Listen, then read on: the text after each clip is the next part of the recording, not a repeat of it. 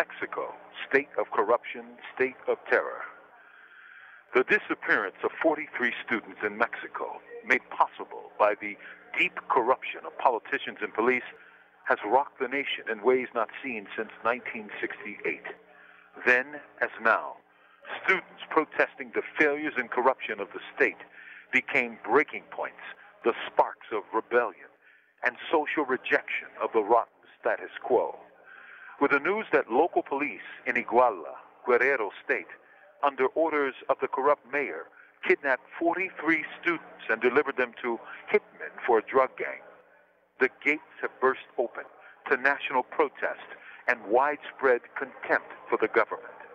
For it reveals in stark clarity that the state is so corrupt that there is no difference between politicians, cops, and drug-dealing gangsters. They're all in on the same game of money, violence, and crime. They are brothers. For when the political class betrays the youth and the police betray their oaths, they are but criminals by another name, aiders and abettors of crime. They show that under neoliberalism, the state itself is for sale to the highest bidder, and so are gangsters. For capitalism buys all, and therefore it corrupts all. But if you think a mere mayor ordered the liquidation of dozens of students on his own say-so, well, I got a bridge to sell you in Brooklyn. This points to a system of corruption that ripples throughout the entire government. American journalist John Gibler, in his 2011 book, To Die in Mexico, details how corruption in Mexico is indeed systematic, where drug cartels actually run whole states in Mexico. Gibler explains the dimensions of the so-called drug war in Mexico and its resultant pervasiveness of fear. He writes, in the battle zones of the drug war, where the soldiers sent into the streets to keep drugs from reaching your children shoot kids instead, where the cruelest of hired killers is called the Barbie, where police will tell you that they do not investigate murder cases because they're afraid. The ambulances will not take people with bullet wounds to the hospital for fear that the killers will return to finish their victims off en route, in a place where such incongruity is the norm. In Mexico, drug cartels buy and own governors, mayors, other politicians, and entire police departments. They work for them. This explains and makes possible the attack, arrests, and massacre of college students from Ayotzinapa who came to Iguala to protest. 43 young men. What we're looking at is simple: state terrorism. The arena. I have one quick brief announcement. Be on Top Entertainment, in conjunction with the FOE, the Fraternal Order of Eagles, is partnering with the 11 Alive Canathon, which will be held December 5th, 2014. This is the 32nd annual 11 Alive Canathon. So for 30 years, they've been helping to feed the homeless and dejected folks of Atlanta. There will be 3 locations on December 5th where you can take canned goods. The primary location will be Turner Field in the Gold Lot on Hank Aaron Drive from 5 a.m. to 1 p.m. Publix of Town Center Prado, 50 East Barrett Parkway, will also be from 5 a.m. to 1 p.m. And then the Forum in Rome, Georgia, 301 Tribune Street, will be from 7 a.m. to 1 p.m. So you'll be able to take cans and donations to these locations. We'll also have another location at Vision Studios, which is 3875 Green Industrial Way. For more information, you can call Patty Burnett at Be On Top Entertainment, 404-914-2931, or Amy Holloway, 404-892-1611, or go to the website www.11alive.com/Canathon. Thank you. Let's talk about crack, men. Let's do it. Let's talk about crack. Gary Webb, the CIA, gangs of LA. Right. Don't forget Rick Ross. And the Killer Messenger. Yes, sir. Yes, sir. Yes, sir. Right. So, Clay, thank you for being here with us today. Thanks sir. for having me. We really appreciate it. Give us some insight from an actor's perspective in working on Kill the Messenger. Well, boy, that could be a long answer. Well, the story in general, the story of Gary Webb, in the article that he wrote, a series of articles, actually, it was 3, titled Dark Alliance. At the time, that really was a shocking piece, and it just kind of swept right through the nation. Because he basically made the connection that during the crack epidemic and during the Just Say No years, during the Reagan administration. Oh, Reagan, yes. Yes, of course. That the CIA wasn't directly involved, but were basically turning a blind eye as the Contras, anti-Sandinista rebels, if you will, were bringing in cocaine into the streets of America. Okay. They were flooding the streets, such as New York, LA, Miami, Atlanta, right here, Chicago. Chicago, of which would turn into crack cocaine. The money that was made off the profits of that then would turn and go back to the Contras and supply them for weapons in order to get rid of the Sandinista government, which our government didn't like. Right. And our government, we couldn't give them money. We were, but the taxpayers said, no, that's not going to work. Subsequently, what was created was what was referred to as the Boland Amendment. It's basically saying you can't have any more money going to the Contras. Okay. So, kind of allow some drugs to come into the states, circumventing it. And also, it's referred to as the Iran-Contra affair. Right. That's right. So you can get into that a little later. But anyways, Gary Webb reported on this story after doing a great deal of investigative journalism. Right. And he was pretty much one of these, I guess you would refer to Gary Webb as one of the old school investigative journalists. Okay. Really roll up the sleeves and dig down into the trenches and get to the root of it and understand what's going on and report on it. Right. Well, some people didn't really like that. Why they didn't like it? Tell us what is the conflict here? I mean, he's a journalist. That's what Well, journalists it's absolutely, absolutely. And when the story first reported in 1996, you need to really understand the dynamic of America at that time. You were dealing with just around the time of the Rodney King riots. That's right. Right. The O.J. Simpson trial. Oh, yeah. That was huge. Of course. The drug war was in full effect. Right. Absolutely. The racial tensions, I believe, were very heightened at that time. There was a lot of mistrust. The scary black man, in my neighborhood. What's going to happen? Right. That was a real big mentality. And so the response from the black community towards the assertion that the CIA was directly involved in running crack cocaine into the inner cities, there was a huge amount of blowback from that. Right. Oh, yeah. And then what really turned on him is his own people. Okay? Gary Webb. Gary Webb. Okay. First you had the LA Times. Then you had the Washington Post. You had the New York Times. Yep. You even had the Nation. Now the LA Times, they had a group of men, I think if memory serves, there was probably about 19 of them. Their sole purpose was not necessarily to attack the story as much as it was to discredit the reporter. Attack the reporter and discredit the story. Because Right. you have to understand, the San Jose Mercury News, for the most part, was a very small newspaper. Right. If you were in LA, you didn't get it. Right. If you were in New York, you didn't get it. Right. And how in the hell, excuse me, does some guy from the San Jose Mercury News come up with a story that's right in our backyard? Absolutely. And so they destroyed him. And at first, for the first couple of weeks, it was huge. It was a great story. Even Newsweek wrote a report about it saying that it was well written. He did a lot of great investigations and it was well documented. 2 weeks later, the guy's almost, after not long story short, he loses his job. He's moved out 140 miles from his other former place. He's running dailies. I mean, the story became not so much about the story of the CIA's involvement with crack cocaine, but the story became shifted over to Gary Webb. Right. And that's why it's called Kill the Messenger, the movie. Okay. Now, we have a couple of key players in this Iran-Contra situation. One, many of the viewers may know, he's known as Freeway Ricky Ross. Yeah, That's right. The other one is Danilo Blandin. Yeah, correct? Sure.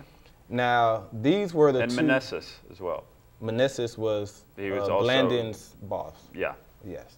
And Meneses supplied Blandin with the cocaine. Blandin brought the cocaine into California. He somehow met up with Rick Ross, and they formed a friendship and a partnership, and that's basically how the crack explosion was started. Now, I want to clear one thing up, because when I was younger, I always heard that the CIA made crack and shipped it directly into black neighborhoods. Okay. That is incorrect.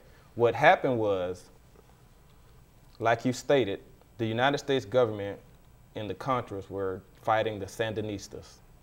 Right. We were directly involved with funding this, the Contras, because the Contras, you have to understand, was a paramilitary organization. Right. Founded and designed by the CIA. Trained by us, right. Al-Qaeda. Right, trained by us. Well, okay. The Taliban. ISIS. I'm sorry. Go ahead. Yeah, well, you can argue that with Al-Qaeda, certainly, absolutely, or the Taliban.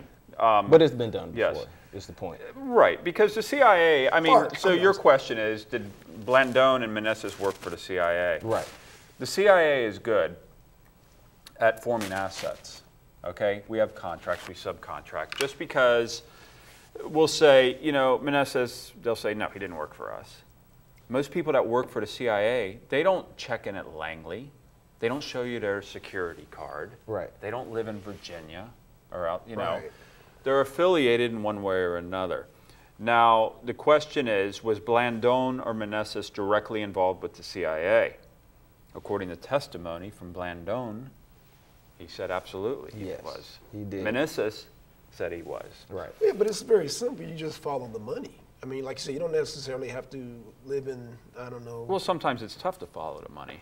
Open up a nonprofit. You want to hide money? Open up a nonprofit. Please don't get people any ideas. Please. It's always untraceable funds. I'm sorry, I'm going to get in trouble here. Now, what happened? What happened with Blandon? What happened with Blandon and Freeway Ricky Ross was, Blandon said the first year in '81 when he brought coke into America, he brought $54 million of cocaine into America in 1 year, in 1981. Now, at the same time that he was doing that, I don't know if y'all know this, but Freeway Ricky Ross was a great tennis player in high school. And he almost had a scholarship to go to college for tennis. Somehow that fell through. So he needed a way to make money to fund his going to school so he could play tennis. That's all he wanted to do was play tennis. Okay. He had heard about other guys. So we go from tennis to crack cocaine. Right. I thought that was the oddest thing in the world to me. But that was his reasoning for selling crack, because he wanted to save money for school. And when he started, he said he was only going to do it until he made $5,000 to get started. Hold up a minute. But hold on, they made $5,000 so fast. Then it went up to, oh, well, we'll stop at $20,000. Oh, wait, we'll stop at $50,000. Wait, we just made $100,000 in a matter of weeks. This is good business. Well, let me explain this. Matter of hours. Let me explain this. You know, California being a former assembly plant, just like Detroit, you know, when they shut all them jobs down, you know, economically, they squeezed Southern California. So when they came in with this crack, you had a lot of stories like Rick Ross saying, you know, I could be a basketball player, I could do this, do that, and end up selling crack, and they're making $4,000 a day. You know, you know, let's look at how the Crips and Bloods got funded. So I mean, we can. Well, yeah, I think a lot of that cocaine reportedly went to the Crips and Bloods, and so you can argue, without a doubt, actually, it's very clear to see the correlation here. There was so much money made within the trafficking of drugs and the Right. selling of drugs, that much of the gangs they were able to acquire automatic weapons. Tech right. knives, I mean, yeah. and so all of a sudden, what you have that comes up behind that is the police force has to become militarized in a sense, because you're not going to bust into a house with a 6-shooter No. and be met with an AK. Right. That's right. So you see the evolution, even today, that the police force has become very much so militarized in response, because I think they need to. And in fact, you're not going to bust into a house with you're going to bust in with a battle ram. That's the era of the battle ram, too. Right. Yeah, which kind of reflects, I think there was a story that I recall, oh God, you guys perhaps know about it more, but they went in and busted down a crack house only to find a mother and their children eating ice cream. Is that true, or is that an urban story? Well, Katherine Johnston's situation was they had designated her house as a drug house where it was not. She was 98 years old. They broke in, shot her, handcuffed her. When they realized it was an old woman, they planted drugs on her and left her to die. And the police now, I believe, are out. They did less So than this 5 was in years. the 90s or the 80s? No, this was probably 7 years ago. Yeah, it's about 7 Here, years. Right here, here in yeah. Atlanta. Oh, okay. Yeah, So this you is- guys Gideon has are. a I don't want to touch that. Gideon Right. tends to jump around Yeah, on he top. jumped It relates. But I don't It know relates. about that story that you asked about. I hadn't heard anything about it. No, that's what. But the way it basically worked is the Contras through Blandon would bring the coke into California. He would sell it to Freeway Ricky Ross at bargain Yeah, he basement was a prices. wholesaler. Right. Yeah. Right. And then Rick Ross in turn would sell it to the Bloods and Crips Right. for bargain basement prices. Rick Ross was basically saying, and he basically cornered the market because he basically said he was getting it so cheap that if somebody was selling coke for $30,000 a key, he'd go in and undercut them and sell it for $20,000 a key. Yeah, Freeway Rick was very well known. Right. He was known within the agency. I know some people that were directly handling him during that time. Right. He had his That's own what they special referred task. to as Freeway Rick. He had the Freeway Ricky Ross task force, Yeah. which was specifically designed to bring him down. Yeah. Wait, I'm confused here. Is he working for the government? Rick Ross? No. Rick Ross is not. He was completely, he had no idea what was going He on. didn't He even know had who a Blandon supplier was. that would supply the cocaine. Right. Okay. When Gary Webb approached Rick, Right. this was, whoa. As a matter of fact, Rick was incarcerated at that time. Right. Right. When he found out that Blandon really the was an informant for the government. So wait, Right. He wait a was minute. not on trial at that time. Right. Okay. He Right. was in court, Right. and all of a sudden he was caught on record saying, yeah, I worked for the government. Right. I worked for the CIA. Right. So his Oh. boss, right, is basically an informant. Man. Yeah, so everything started to fall apart. And then when the CIA said that, well, we had nothing to do with Meneses, but, well, we know who he is, but he didn't really work for us. Of course. Yet the fact of the matter is that his nickname that he referred to himself was the King of Drugs. Right. Right. And you mean to tell me you had no idea? Right. We're not talking pharmaceuticals or vitamin pills Right. here, are we? Right. Right, so. Interesting. Interesting. Yeah.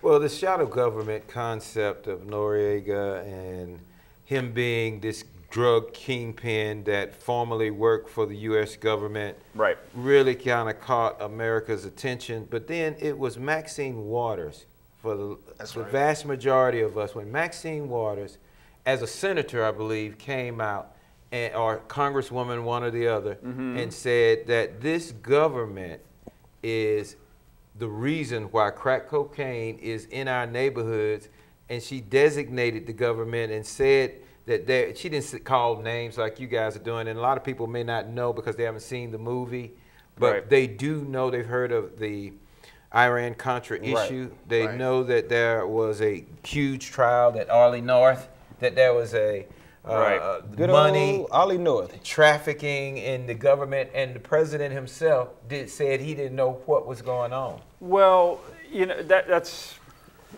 what was actually occurring. And Gary, I want to back up really quick. Gary Webb never said that the CIA directly imported drugs for the sole purpose to addict, especially the African American people. He never said that. Never made that claim, and that was never, it was never there. Now, how and why, like I referred to as the Boland Amendment, okay, how does Iran work into this? Iran also had a weapons embargo going on at that time. All right, you had the whole Iran-Iraq war going on. So the CIA, we want to be able to get money. So we're going to give weapons to Israel. Israel's going to take these weapons and give them to Iran. Really? They're going to sell them to Iran. Right. The money's going to come back to Israel. We have a third party, therefore we're not attached. Okay? The money comes back to Israel. Israel gives us the money. We circumvent that money around the Boland Amendment. Right. And it goes to the Contras. A percentage of it goes to the Contras. Right. The rest states of it, got to get their cut too. Yeah. So that's the Iran aspect. Now, right. How you come into weapons for hostages? This is where it gets kind of ugly. The Lebanese had 7 hostages. Okay. They were affiliated with Iran. Okay. We did not want anything to do with weapons for hostages. Okay. We just wanted our hostages back, but in reality, that's what we were doing. Right. Okay. Right. But we only wanted to give the weapons to moderate groups.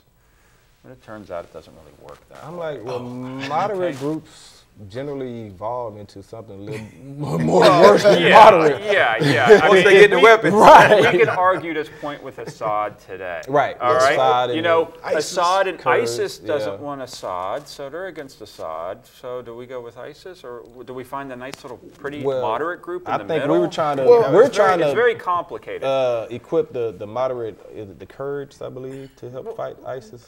Well, yes, of course, and the Kurds well, Saddam received gas from us during the whole Iran-Iraq war by way of, some of them were also made in Germany. They would go over to Saddam. Saddam, in turn, was also gassing on the other side, but he was also gassing the Kurds in retaliation for what he reported as an assassination attempt. Okay, that sucks. We'll just turn a blind eye until so many years later, we report it before we go into Iraq and saying he's gassing people, of which the CIA was not in support of us invading Iraq. I want to make that clear, too. They were not in support of that, interestingly enough. Now, so anyways, we have Iran and now the Contra. The Contras, the anti-Sandinista government, the socialist government that we don't like, the government that's also affiliated. They ran out the United States guy, the Sandinistas. The puppet. Okay. Yeah, the puppet name, Anastasio Somoza. Right. And the Shah of Iran was run out because he was in by Ayatollah Khomeini. Ayatollah Khomeini. So, we don't like that because they're not friendly to us. We have special, we have certain interests. Right. When you say friendly, can you elaborate more? Like what? I'm confused about who's friendly, who's moderate, who's aggressive. Well, the Enemy of the Month Club. That's what we're dealing with. I like that. It's the Enemy of the Month Club. Okay. So, but, look, so the socialist Sandinista government is friends with Cuba at that time, and Cuba obviously is friends with Russia. The Soviet Union at that time, which undermines what we're trying to do. Oh, yeah. Cuba did back the Sandinista. Right. Yeah. They also backed Angola also. When they that's a pretty ugly deal that many people have no idea what you're talking about. Maybe within the African American community and certainly within South Africa. But you're getting into we're in a totally different continent. Right. All right. Let's not go into Angola just yet. Right. Let me just throw a perspective out here in relations to why this crack epidemic was even brought on American shores. And I think right now, we in our community are receiving the vast majority of the residual effect. I believe it was not only was it done by design, the effects of what it was designed to do, we're seeing in the educational system. Right. And when I say the educational system, I'm talking about the pipeline of our children from school to prison, the school to prison pipeline. Then we had a generation of our people who were addicted to crack, who had children who came Addicted to out crack, with crack related symptoms That's right. that helped to dumb down our population. And now we're seeing this generation, this next generation of children who not only are dealing with the crack epidemic, now we have this other thing, meth, and we have also the economic vice. So what we're seeing is, I believe, if we look behind the story here, that the powers that be came together, targeted our people specifically, like Maxine Waters said, to dumb down our people, where now we can be systematically controlled and then villainized to the whole world. That's a very controversial statement. I can agree with certain things and not with others. Certainly. But I certainly see your passion in that, absolutely. But, I mean, the crack epidemic that swept throughout many of the cities throughout America is certainly, I mean, it's a horrible thing. It's spread across all generations, absolutely. That's right, you can't contain it, right. I don't think that was the intention of the government, and that's not your point, is it? No. Or I think it was kind of leaning that way. Well, yeah, that's I exactly. don't want to put words in your mouth. No, He you was asked the that question way. and you're right. But I believe it was. Go ahead, sir. Let me just say that what you're saying as far as the targeting of blacks by the white power structure, the research that I did, I didn't find that to be true. The primary concern of the government at the time was getting the Sandinistas out of power. Now, how it came to be that crack in the black community got married the way that they did was that Danilo Blandón, when he was over in Nicaragua, he was a pretty smart guy. He went to college, he got his master's degree in marketing. And so when he came to California, he had this bright idea, because before the Contra started bringing cocaine into black neighborhoods, you could barely get cocaine in black neighborhoods. Right. And so he Why? had, Because it was expensive? right, it was expensive, Like and it rich was man's mainly drug. seen as a rich person's drug. That's right. But he had this bright idea, being that he was a marketing major, to Make it cheap. make it cheap Yes. and make it affordable to those who couldn't afford it. And then that's how he came across Rick Ross, who had friends who had just came up with this crack formula, and that's how the two got married. It wasn't, Blandón said he was not trying to target black people. He was just trying to find somebody to do business with, to make money for his cause, which was, you know, getting his army back together. Well, and yeah, he supported the Contras as well. Meneses and Blandón, as well as many others. Right. I just wanted to say there is foreign policy and there is domestic policy. That's true. So when you look at the foreign policy concept and how this was all brought together, there was an agenda. People had to coalesce. There was a council. Okay, well, when you say agenda, one thing I like to look at, you know, in Nicaragua, what are the resources down there? I know you got bananas, and what else? Cocaine. I'm like, okay. I mean, there has to be more than a reason. You just, well, they're socialists or they're communists. It has to be a No, you got to remember, Manuel Noriega was a surrogate of the CIA operatives in his beginning. He worked his way up through the ranks. He became a tool for the CIA, and once he became a valuable tool, the drugs or whatever else came along with his ability to manipulate the people, became part of that whole program. The reason I bring this up is I see it.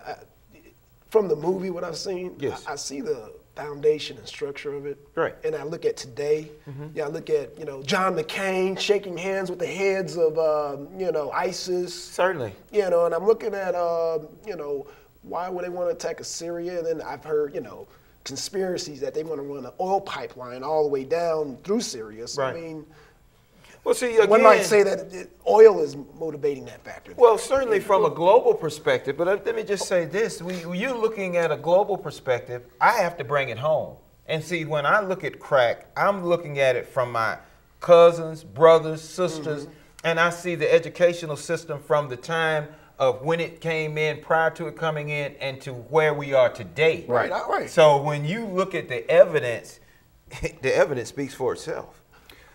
I can see where you get that. I conclusion from. I can definitely see. I can appreciate your passion on that, absolutely. But I don't think there's some sort of national or global conspiracy against African Americans. Now, where I do have a problem is with the incarceration. Thank you. The incarceration of black that's part youth of the secondary to conspiracy. drug offenses. That's part of the conspiracy that he's talking Well, about. okay, yeah. And I think, you know, and many people have brought it up, that the rules and the mandatory sentence, minimum sentences, even for first offenses, is outrageous. Even for something as simple as marijuana. A victimless crime. One crack rock gets you 5 to 10 years. Okay, well, I'm not sure, but I do know, you know, and I don't know the numbers, but I would say that there was a time not long ago during the time that probably in the 80s, you're probably looking at about 40,000 African Americans incarcerated secondary to drug offenses. Now, I would venture to say the numbers are probably in the 500,000 to 600,000. Right. That is an enormous amount. Come on, and well, you may be right. I'm just talking nationally, but imagine the financial burden to the American taxpayer for that. To incarcerate people, and for what? Well, for what? In which you're really destroying families. You are destroying families, but isn't the reason that one of the big reasons they're filling the prisons like they are is to get free labor or cheap labor? If it's not free, it's darn near free. It's free. Yeah. I've never heard that theory, so I don't know. Well, are you implying that you're working on work gangs within the prison system? No, I'm implying that since prisons are being privatized, they are absolutely. They need incentives to get people fill the seats. Right. Well, I got you. Okay. All right. Yeah. I've never looked at it that way. Right. But then again, I've never really spent a lot of time looking at it, except for the fact that I see a lot of people doing a extended period of time secondary to drug offenses. Right. I can see if you're a chronic offender, but first-time offense with Well, no that's what previous record whatsoever. Yeah. That's what the mandatory minimum. Right. And the reason I say there's a racial component to the mandatory minimum sentences is because, like I said, for one crack rock, you're going to get 5 to 10 years in jail. For a sack of cocaine, you may get probation. Community service. Right, or community service. You know what I mean? Like, and who's the majority of crack users? Well, get in. Blacks. When did the war on drugs start? Did it start during the Early 80s. 80s? Well, you know, so that's it wasn't right. really And you'll say no. It was before. That was before that, right? I thought it Nixon was in the 70s. Right, it was in the late 70s. Yeah, that's what I thought. Exactly. But I mean, it exploded onto the national scene in like 82. Okay, so my first question would be, because I can remember as far back as Nixon, you know. Now, my question would be, and this is to anybody who's you wants to answer it, what was the purpose of passing the policy for the war on drugs? Like, what started that? well, the purpose, in my perspective, remembering Nancy Reagan and the No, it was emphasis- before Nancy, though. This is Well, I'm during just saying, Nixon. remembering Nancy Reagan and her slogan, "Say no to drugs," just say no, right. and she went to all the schools. And Right. that, in effect, was targeting the schools. And even though they were saying "say no to drugs," then you saw the proliferation of Ritalin. Okay, but other Gideon, mood-enhancing my drugs. question is, what started this whole epidemic? Is what I'm saying. This Wait, whole the thing. crack or the drugs in general? Well, the whole policy, the war on drugs, the whole policy. That came about. I would argue that goes all the way back to when the Asians first started coming here and were using heroin, and all of a sudden you want to demonize them because women used it often. You have a headache, you know. Yes. And then cocaine was used by the African Americans. Well, we might have a problem with the African Americans, so all of a sudden cocaine's illegal. Right, and if right. I catch you using what you're using often, Right. I'm going to take you away. Right. Or to drinking, well, I don't like the Irish. Right. And they're drinking too bloody much. You know, I catch you drinking and you have prohibition.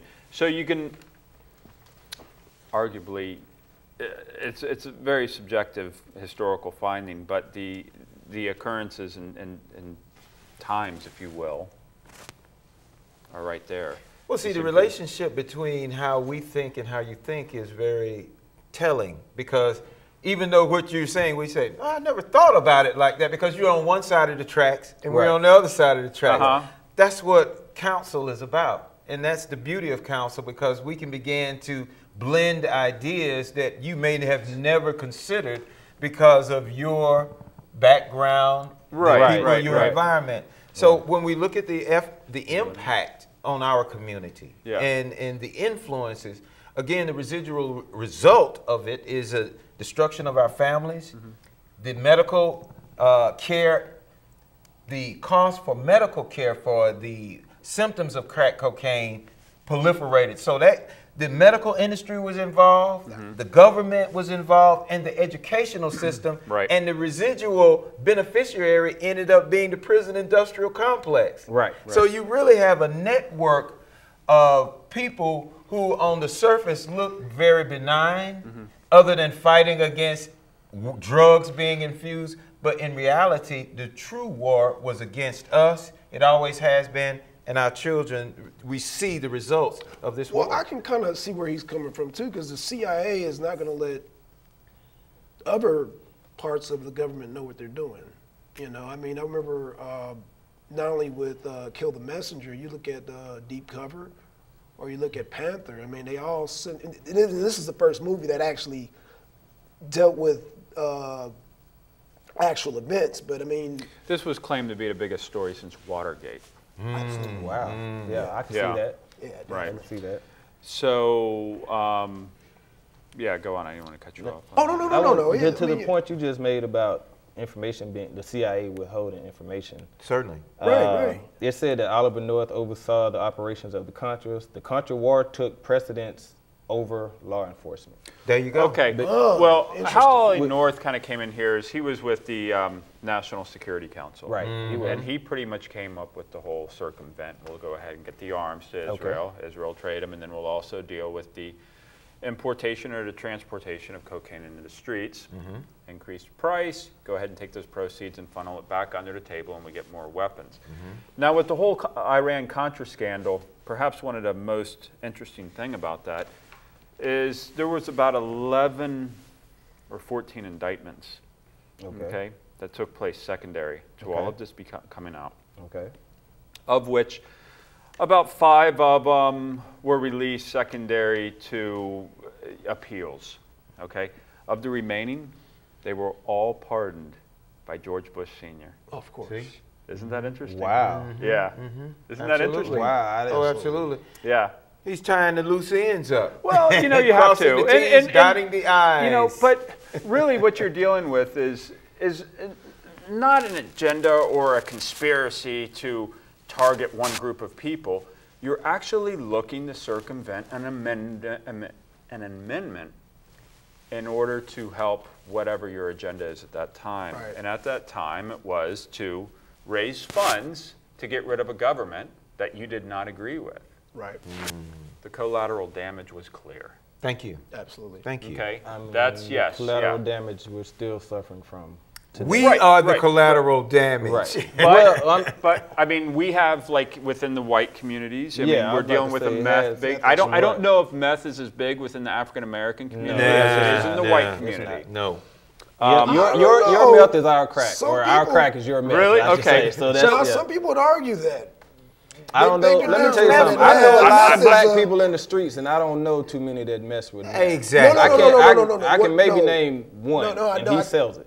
Let me take it back. I think, what I'm saying, the comparison to He has black burns and all in his blacks, hands. The comparison. and whites and meth. I mean, the meth is a big. Right, that's what I said. Oh, I said okay, our okay. crack is their okay. meth. Right. That's- Okay. So the equivalent. you know, I think it gets down to basically policing our own. Right. I mean, it's very important. I mean, yeah, it's a damn tragedy what occurred in the 80s and still is occurring today with drugs. Thank you. Right. Thank you. Right. Yeah, there's no doubt about that. I mean, the crack epidemic is a very serious part of American history. It is. Unfortunately, a large percentage of the crack epidemic dealt with the African American community. Right. Targeting. Would I say that drugs are would you say that drugs are as big a problem today as they were in the 80s? No. I would say no. What do you mean? Absolutely What do you no. mean by problem? Thank you. As widespread in chronic use as they were in the 80s. Is the crack problem as big a problem today coming as it was from in the 80s? It's not Not- being it's not emphasized as in the big. media. Yeah. It's not No, as no, big, no. but it's still happening. Of course it's still I just had happening, It's still a happening, but conversation it's with a nothing guy like- that he sells crack, and we had a conversation, and he was telling me how his aunt, who was a product of the 80s crack Crack era, baby. Right. how she was telling him that she had just left a place where there was all these young black teenagers and young people in their 20s On crack. smoking crack. Yeah. Really? And she said it was, she was telling him that she couldn't believe that The numbers. the crack, that it's still going Yes. like it did. So in what the do you 80s. think we do? Well, what the term decentralized government, what does that mean in your estimation versus centralized government? See, in America today, the government is decentralized and these various entities and agencies, one left hand doesn't know what the right hand is doing. But yet we have the most advanced, so we've been told, technology of all the people. So when you have a decentralized government that claims it wants globalization, there has to be an agenda that the globalists are going to enforce on the rest of us, whether we like it or not. They did it with the Asians with opium. Did they not? They went into the opium wars. They used a drug to dumb down the people, and they went in and just took over. So the bottom line is, from my perspective, as a novice and just an observer, Right. that the tool of the drug is used for a greater purpose, because the illuminated ones, the globalists, they have an agenda, and it has to do with eugenics, and it has to do with land grabs. It has never changed. I'm gonna have to side with him. I don't think it's. I think we as a people, we take things so personal. He said basically by any means necessary to take down these other governments. Sandinistas. I think it was strictly designed in order to create funding for an agenda, whatever that. In that case, it was a government that we didn't agree with, and it happens each and every day. With certain governments, like I said, the enemy of the month club. That's right. Friends today, enemies tomorrow. And I know, I'm glad you brought that up, because when we look at today, originally, let's just say before this whole ISIL crisis even spilled over, our agenda was to go in and overthrow Assad in Syria. Oh, in Syria, yeah. Yeah, that was our original. Now, it's funny how all of a sudden ISIS comes out of the blue. And now ISIS wants to destabilize. Well, you could see that happening, Right. because in my opinion, I believe that human psychology is very predictable, assuming the person isn't crazy. I think it's very predictable, and you could see that was going to occur, the formation of ISIS. Wait, so are you blaming that on Assad, or are you saying? No, not at all. Okay, not at all. so well, I mean, let me ask you, much of this is very subjective, and we're almost getting into a door that we shouldn't walk into. Okay, all right. But because I mean, I'm seeing a parallel between the movie and what's going on today. I'm just going to ask you a straight up question. You don't have to answer this question. Oh, here we go. That's you don't have to answer Welcome this to question. the arena. Welcome to the arena. Okay, tell me, please. Is ISIS American made? Is it American born? Oh God, that's about subjective. I mean, to ask me if I think their creation is secondary to movements within American policy? We did create American policy. Yes. Okay. I believe it's certain American policies that have allowed them to get stronger. Okay. I believe removing the Sunni government out of Iraq really upset a lot of people. They've got 5,000 And you put on the Shia, ground you in Iraq. disrupted both sides, especially on all sides. And now what you're looking at, in my opinion, is one group looking through rather extreme measures to reinstate the Ottoman Empire. But like you just said, they disrupted both sides, which creates chaos. Out of chaos comes control, and that's what the U.S. governments want. Now, you're going through perpetual peace through perpetual war. Right. That's your philosophy. Well, no, which is a philosophy, which is a statement that's been made in history. Hold on, I like to use historical facts because we did create Al Qaeda. We did create the Taliban.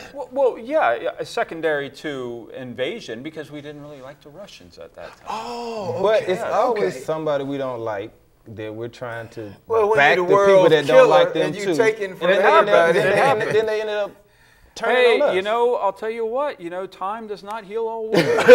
Now, this is if you question that, go to a family reunion. Right. Tell me. Yeah. And I know the black community has huge family reunions. We do. I have like 4 people. We do. I got now what the 5,000. news reported about the creation of ISIL was the rejects of the people that had come out of Gitmo. Right. The treatment really? of Gitmo, Yeah, I got. the, Yeah, Must have the been a lot number of of them. Yeah, it people, was. the type of disrespect of the, Right. the Quran Right. and the mutilation and misuse of the people. They said Gideon. that was the tool that Gideon. fueled, if No. we're to believe that ISIL Gideon. is an Gideon. independent group, not Gideon. sponsored by America. They itself. talk about the Quran and Islam, but you know the head guy used to be a former Ba'ath Party member, which were they didn't. The Baathists were the Sunnis, which were directly aligned with Saddam. You go ahead and remove them. You all of a sudden created your insurgency because you kicked them out. You told them to take your weapons. You're not going to Right. have any weapons. You're going to be banished. You're going to be a third-rate citizen. Right. These are going to become a lot of really upset people. in Once their own again, land. You think? That's where we're starting to deal with Thank human you. psychology. Yes. And it sucks. It sucks for us, and it makes the radicalization of the Islamic youth, in my opinion, ever more clear and present. They've been targeted. Because we are not going to be, in today's world, we are not, in my opinion, going to be dealing with an invading army. It's not going to happen. What's going to happen is one pissed off son of a gun that just somehow or another is affiliated with a radical Islamic group. It's going to be one person, maybe 5. But it's going why to be a small Islamic independent now? cell. Are you buying into the rhetoric? No. You know what? Much of the Muslim world is a very peaceful world. Exactly. I've been all over the world. Take, for example, Indonesia, the largest Muslim Right. community in the world. That's true. And women are equal to men. There you go. But then you have where everybody's talking about the beheadings, the decapitations that are Right, taking right. place, as if that, and it is barbaric in my opinion. It is. Yeah, we talked But about that.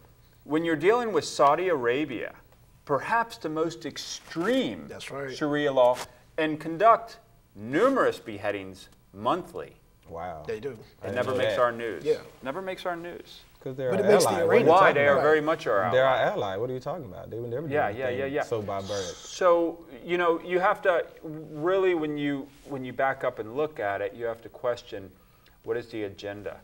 And is it wise for me, as America, to criticize my friend? Well, see, Well, this it's is okay another for them thing. to spy on them. So Yeah, well, this is another thing. We just had a Republican sweep of the political electorate that made a new mandate in our community. But what we haven't heard, just like you just said, we haven't heard about them. We haven't heard about the numbers of people that have been killed from the drone bombings by our commander-in-chief, Barack Hussein Obama. commander and thief. I mean, chief. So when we start talking about what is right, being you guys are- hidden from No, Welcome No, I'm to just the saying. arena. Right, welcome to Yeah, it. This is live television. This Yeah, is live absolutely. TV every Sunday, I'm That's why I 5 said p.m. the views and the billions of Gideon does not reflect that of the arena. That's why I have to get Exactly. it. It's my own. Wow. It's the arena, though. But yeah, he's Yeah, covered. yeah. That's why we have You go this guy hard on on the here. arena. Well, it's true. about broken as well. Right. But okay, That's from gaveling me, by I the way. thought we were here. I thought we were here to talk about kill the messenger. yeah, Let's get back to it. let's get back It's to all crack. interrelated. Yeah, Let's get back to crack. And like Okay, Whitney Houston okay. said to all the kids out there, crack is whack. Okay. Crack is But whack. I was Whitney Houston said Yes, that of in course, an interview yes. with Thank you. Barbara We Walters. left The your late voice, and it's a Whitney tragic Houston. loss, Right. but Right. Yeah. But this is I want to go back to what you said, Clay, about yes. what can we do about the drug What can you do epidemic, about the drug? The drug epidemic or the drug problem in America. That's what you asked me a Okay. few minutes ago. Let me give a quote because you said that a few minutes ago. This is a quote from John Vibes of the Free Thought Project. And in this article, he was talking about Senator Mitch McConnell, who over this weekend, one of his cargo ships was leaving Cuba and got stopped with 90,000 pounds of cocaine on it. Cocaine. And he's supposed to be one of the staunchest anti-drug senators in the country. And so John Vibes was talking about that whole situation for the Free Thought Project, and he gave this quote. We've seen this before during Prohibition, where the government, law enforcement, and organized crime were working together, making unbelievable amounts of money in the black market. When black markets are created, the crime rate goes up, taxes go up, prices go up, and the police become more corrupt. These are, in fact, the very consequences any type of prohibition intend to create. Ending prohibition would cripple the black market and drastically reduce violence. It would also drastically reduce the reach of police and the state in general. Drug laws don't do anything to prevent drug problems in our society. They only encourage violence, raise prices, and criminalize half the population. How you feel about Can I get some thoughts on that? Oh, I completely agree with it. Okay. Absolutely. I was hoping you would. Well, yeah, I mean, I think the main problem with the proliferation of drugs is to go ahead and make it illegal. You make it We legal? see that illegal. We saw it during Illegal. Prohibition. Okay. We saw an increase of violence during Right. the alcohol years, during course. Prohibition. You've seen the same, during the entire time of the war on drugs. Right, exactly. Hello? Right. And I mean, what's The being percentage done? of drug offenses has skyrocketed. Exactly. The prices have gone up. By I design. say, you know, arguably speaking, I think, you know, I don't use drugs. I don't care, you know. You don't take aspirin? You don't. He doesn't use illegal drugs. Right. But what I'm saying is, go ahead and, to a degree, I have no problem with people legalizing marijuana. I think that would really hurt the cartels. Hello? Dramatically. It will. Dramatically. And the prison industrial complex. Absolutely. I think go ahead and tax it. Imagine it's so cheap. Imagine we'd control our deficit overnight. No. Hear that, Governor Deal? No, wait, you're going to get me in trouble. You know, no, but you know, I mean, you know, I think it would really limit the drug violence. It would. Secondary to marijuana. Okay. You know, certain agendas are saying, you know, we have a bunch of crazed pothead zombies running around that are killing people. I don't know. I'm really worried about the drunk driver versus the pothead. Thank you. Yes. The pothead usually is like, well, you move, you're doing 2 miles per hour. Right. You know? Whereas the alcoholic, God knows, it's like Ricky Rudd on steroids. Yeah. Exactly. You know? Yeah, exactly. Don't start thinking now. You get in trouble like that. But yeah, I think I work with a group, Peachtree Normal, that's working to working to legalize marijuana here in Medical Georgia. marijuana, that is. So go ahead. Medical and recreational marijuana thank in Georgia. you. Well, I've been correct. That's okay. that's what we're trying to do. But I just feel like most of the crimes that happen with drugs are victimless crimes. Thank you. Most of them. Okay. And I think that if you ended prohibition, like you said, it would alleviate a lot of You could regulate it. stress. You could regulate it. But like Brother Gideon said, I think there is a design and a purpose for having drugs out there into the general public. Exactly. Whether, I mean, I can't exactly say why, but I do believe it is part of the design, like you said. I think the same people will still use marijuana when it's legal. It's just, you're not going to, if it becomes legal, you're not going to go to work anymore than you'd go to work drunk. Right. Because there's going to be repercussions. Right, yeah, exactly. It's legal to drink. You're over 21. You come into work drunk, guess what, buddy? You're probably going to lose your job. Most definitely. Right. If you come into work stoned, it's not too good. Right. Well, the only tricky Airplane part about pilots have been doing it for years. I mean, they've Denzel been Washington in stoned. well, what's tricky about that though? Let's just say you smoke marijuana, but you don't go to work high, but something happens, a little accident or mishap, they're going to drug test you. Right, like the crane incident last year or the year before. He was at work working on the giant crane, did some crane, fell over off the building. I'm sure this man had probably been to work high probably for years. But what I'm saying, this day, he made a mistake and got drug And tested. now they're talking about drug testing doctors, which I think is an excellent thing. See, because a lot of times we say, well, I don't use drugs. What's his name, the nationally syndicated talk show host? Rush Limbaugh. Rush Limbaugh. I don't use drugs. Oxycodone, Vicodin and all. See, there are more people hooked on prescription drugs, pharmaceutical drugs, than there what was it, one of the president's wives? They're not cartels burying people in trash cans and setting it on fire. Right. Typically, I mean, pharmaceutical prescription is a major problem in our country. Can't argue that. We also have the largest and fastest growing geriatric population in the world. Thank you. Okay. Subsequently, a lot of people are going to come in with aches and pains, and they're going to get pills. Now, also with that said, the U.S. is the leading consumer of opiates in the world. We consume 80% of the world's supply of opiates. Wow. That's Yeah. it.